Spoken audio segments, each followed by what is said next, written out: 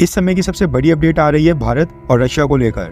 भारत सरकार ने रशिया के साथ मिलकर एक बार फिर एक बहुत ही इंपॉर्टेंट डिसीजन लिया है, जिससे पता चलता है कि दोनों देश इस बुरे समय में एक दूसरे का साथ देने के लिए किस हद तक जा सकते हैं। आपको याद होगा कि पिछले साल जब रशिया ने यूक्रेन में मिलिट्री ऑपरेशन स्टार्ट किया था, उस समय अमेरिका और वेस्टर्न देशों की कई सारी कंपनीज रशिया में अपने ऑपरेशंस अचानक से बंद करके रातों रात रशिया से भाग गई थी।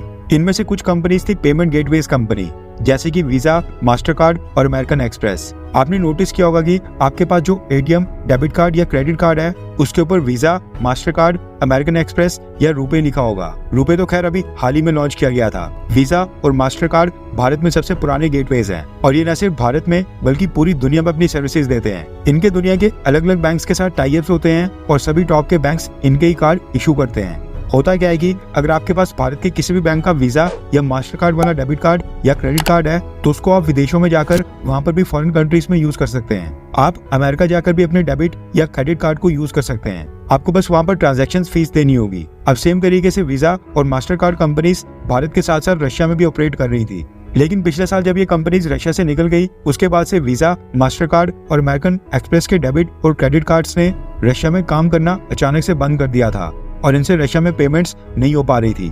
अब भारत के मैक्सिमम लोगों के पास भी वीजा और मास्टर कार्ड के डेबिट कार्ड्स और क्रेडिट कार्ड्स हैं, जो कि इस वजह से रशिया में चल नहीं पा रहे थे।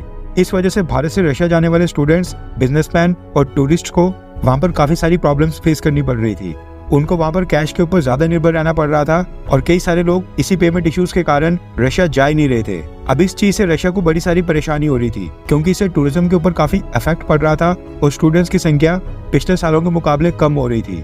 इसलिए रशिया ने भारत की सरकार से मदद की गुहार लगाई और अब भारत की सरकार ने फाइनली 1 साल के बाद रशिया को ग्रीन सिग्नल दे दिया है। रेफरेंस क्लब की स्क्रीन के ऊपर स्क्रीनशॉट है। दरअसल व्लादिमीर पुतिन ने भारत से रिक्वेस्ट की थी कि रशिया के सेंट्रल बैंक को भारत के बैंक्स के साथ टाई अप और कोलैबोरेशन करने की परमिशन दी जाए और मोदी सरकार ने इसको ग्रीन सिग्नल दे दिया है। अब इस टाई अप या फिर कोलैबोरेशन के तहत रशिया का सेंट्रल बैंक भारत के कुछ बैंक्स के साथ एक डील साइन करेगा, जिसके बाद भारत के उन बैंक्स की ब्रांच में जाकर आप रशिया के बैंक्स में अकाउंट खुलवा सकेंगे।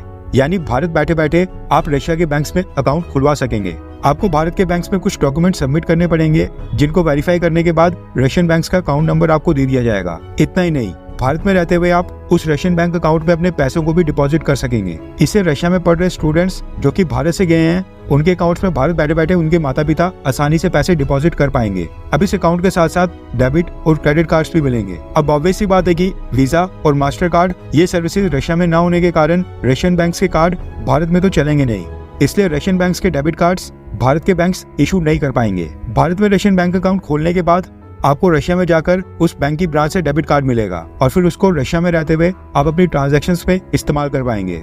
आसान भाषा में बोले तो भारत का कोई भी व्यक्ति जो रशिया जाना चाहता है, उसको सबसे पहले भारत के किसी भी बैंक में जाकर रशिया के बैंक का एक अकाउंट खुलवाना होगा और फिर उसमें कुछ पैसे डिपॉजिट करने होंगे और फिर रशिया जाकर उसी रशियन बैंक से एक डेबिट कार्ड इशू करवाना पड़ेगा, जो कि बड़ी आसानी से कुछ ही मिनटों के अंदर मिल जाएगा और फिर वही डेबिट कार्ड रशिया के अंदर हर जगह इस्तेमाल करना होगा। पेमेंट और ट्रांजैक्शंस में परेशानियों के कारण भारत के कई सारे लोग रशिया नहीं जा रहे थे।